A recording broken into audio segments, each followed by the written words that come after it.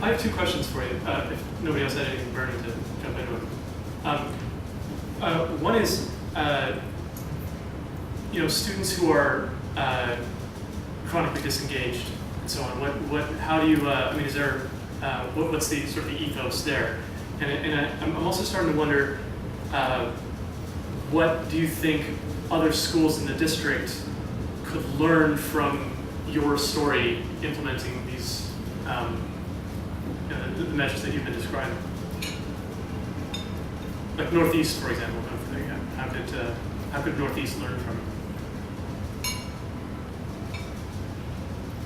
Well, I see it because I'm still in the classroom. We still do have, it's still, and I, for the last several years, 6 or 7 years, we instituted a co-teaching program. And again, partially because we have the resources that the Northeast doesn't have. But where we put 2 teachers in the classroom and very carefully selected students. I was the math certified teacher, and my co-teaching partner is a special ed certified teacher. Well, now she's pretty good at math too after 7 years. She's learned a lot, but her expertise was centered around learning disabilities, how do you make accommodations, and how do you scaffold, and how do you meet kids where they are and pull them forward while still maintaining high standards. So I've been working with a population of kids for the last many years who have always struggled with math. And as Dan Meyer, I don't know if you've heard of him, he's an innovator too. He's making good changes in schools through leadership. As he likes to say, I'm selling a product that most of my students don't want to buy. And that is, as you pointed out, you referenced it, they don't necessarily always make a connection to the usefulness of this content. So that's where my job, that's why this profession is the most complex profession in the world. More complex than a lawyer, more complex than a heart surgeon. Because your example of the heart surgeons, no matter how brilliant or complex a heart surgeon's job is, he gets to work on his patients one at a time. We've got a classroom full of them. So that's the beauty and the skill and the artistry of teaching, is finding a way to create an intellectual need among even those kids. Yeah. And there are some really great, very not new. Constructivism is a very old theory. Right. But it's with the advent of some of these great educational technology resources that we now have coming out with devices and software and web apps. The model that I've been using the last several years with those chronically disengaged kids is, instead of saying, "Oh, you need to learn logarithms because you're going to need it for your job," because we know they're not. Right. We know they're not. Exactly. But what they do need, they don't need to learn logarithms, and they don't need. I'd say 80% of what an Algebra 2 student is taught, unless they're going to be an engineer, they're never going to use. Yeah, I agree. But now I think we have to be careful here, because it's very easy to slide down that thought experiment to this notion that all education therefore ought to be vocational in nature. Because there is something to be said for learning how to learn. There is something to be said for struggling through really complex tasks and teaching your brain how to grapple with that and persevere in solving complex problems.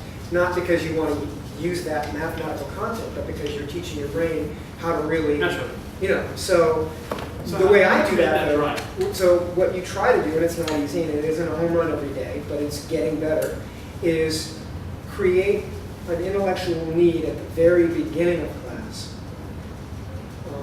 So in other words, as a math teacher, the traditional approach in the sit down, shut up, and listen to me model is I teach them how to do this, and then I teach them how to do that, and I teach them 5 mathematical skills purely out of context, just volume formulas, and then at the end I give them a word problem, and I label everything and I make them plug it all in. Sure. And so there's really, all they're really getting there is a set of disconnected procedures that they learn in the short term, and then they develop maybe some procedural fluency, but they have no idea what any of it means. Right. So this notion that a lot of us out there are using in public ed, and a lot of the people that I collaborate with online through Twitter and other media are homeschool folks, are private school teachers, are charter school teachers. When it comes to innovation, we're non-discriminatory. We won't listen to anybody's great ideas, but we start with the word problem. And you don't start with the word problem. Sure. You start with a video clip that basically shows the word problem. And the one myth that's out there is, and Dad kind of perpetuate this a little bit, that for it to be interesting for kids, it has to be real world. Like if it's not usable in the real world, and I'm speaking as a math teacher, it's not interesting. Let me tell you, there are plenty. Give me an hour and I could come up with 500 really real world problems that my kids are not at all interested in Sure. solving. So And vice versa. rather than real world, it just has to be interesting. Right. Their brain has to be perplexed, but perplexity is that sweet spot. You've got disengagement, which is I don't get it and I don't care. You've got confusion, which is I don't get it and I don't think I can and I don't know what to do. You have to be right in that. zone. Perplexity is I don't get it, but I do believe that if I work at it, it's partially a mindset Sure. that you develop that I can get there. Right. You know, it's kind of like, you know, you have this glass of water that's perfectly still. Perplexity is that, you know, that little ripple that all of a sudden the brain's like, Right. wait a minute. You know, Yeah, the absolutely. amygdala is going, and all of a sudden there's like, wait a minute, I want to know that. And it could be something in very, totally non-real world, but interesting. Sure. So if you can, once you've got them where they want them, and then it goes, it's very, very difficult and takes a long time to get good at it, about 10,000 hours, I think. But you basically go through it. Someone's been reading Gladwell. Right. The whole idea is you start with creating perplexity and then the intellectual need. You next move them to they're the ones generating the driving question. They're not. You don't give them the question. You invest that time in question development, which takes a lot of skill. You know, just throw the question at them. They come up with the question and they argue back and forth. Some days I'll teach the same lesson and one class would have this question, another group might have a slightly different question, but it's still moving forward. And then we don't just give them the relevant information. We made them ask, what would you need to get to that answer? It's something. It's a very constructivist approach. Right? Absolutely, So it's top to pure bottom. constructivism with Web 2.0 technology and Sure. and some really skilled pedagogy and professional development about how to do it. So that's our approach. That's mine and a lot of us to get to those kids. Because if I tell them, you know, if it's an AP student, I might say, well, you need it for the SAT, and that's enough, right? Because that's kind of, you know, well, you'll never use it in life, but you want to go to college, don't you? Yeah. I think, I mean, that as far as how could Northeast learn from us, hey, you know what? We had the Secretary of Ed come into our school last year saying, how is it that you're doing what you're doing? And so we're working on this idea of collaborating with neighboring districts to sort of apprentice with them in some of the things that we are doing. But it takes resources. First, if you want to change a school, you hire teacher leaders when you can. And it's prevalent in our school district. But I think after having been around the block more times than you might think I have, although I know I have a lot of gray hair, what the key is to changing schools. And I see such a dearth of it, it's unbelievable. And it perpetuates itself because of poor mentoring. What I think makes the biggest difference is courageous, competent, and humble leadership at the building and district level that's going to stay around for more than 6 years in one place. That is what makes the difference, first and foremost. So if there's money to be thrown around, I've seen it thrown around in some places, it's at the cultivation of leadership with a commitment to stay around. Okay. No school can change if it changes principals every 2 years. Absolutely. And that message goes out to the superintendents who make that part of their program to keep people fresh. It's ridiculous. Really? Absolutely. They, especially in elementary principals, is where the thought is. Not necessarily high school principal where I am, because there's a thought it's too big, you have to know the system, I think.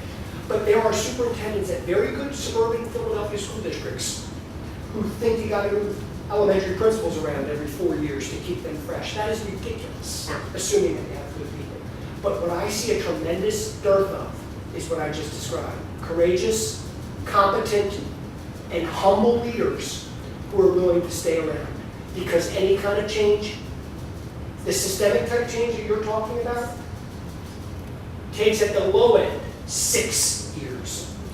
And you restart every time you change leaders. And schools all over this Commonwealth and all over the country, whether it be because principals want to be assistant superintendents or go to a better place, that is the key piece. piece, I think. Now, it sounds perhaps egocentric coming from a person who has found his joy and is at my career's end in public education as a high school principal, but that's clearly where the dirt is. It makes Schools sense, that are yeah. going bad, I see incompetent leaders all the time. And why are they incompetent? Because they've learned Because they from keep- incompetent leaders. Right, exactly. So thanks for listening. No, that makes eminent sense, because like, why would you, I mean, basically everybody's in survival mode constantly. Like, if you're constantly chopping the head off of school, and like putting a new head on, everybody underneath is, everybody's There's constantly there's ramping just up. One more piece I want to add to that whole discussion about how you, in our district, there's a very strong commitment to what's called whole child, to the notion that it is more than just academics. It's social, it's emotional, Sure. and relationships are key. And so one of the pieces that I think has made us unique, but I don't know that we are as unique as you might think we are, but we are doing a very good job. But part of that is that we really value the relationships that and we give teachers and students time to establish relationships.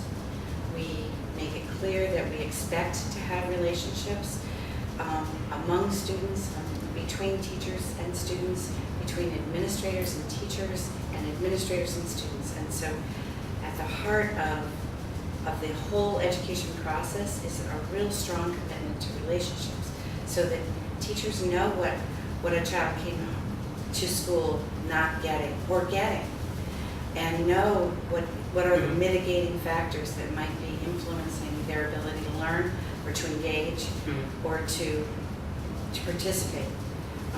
So, I mean, it's a lot of innovation, but at the core, underneath all of that, our superintendent has a strong feeling about this, but I think it's all of us. We all have a really strong commitment to interpersonal relationships and knowing our students and knowing ourselves and knowing our colleagues.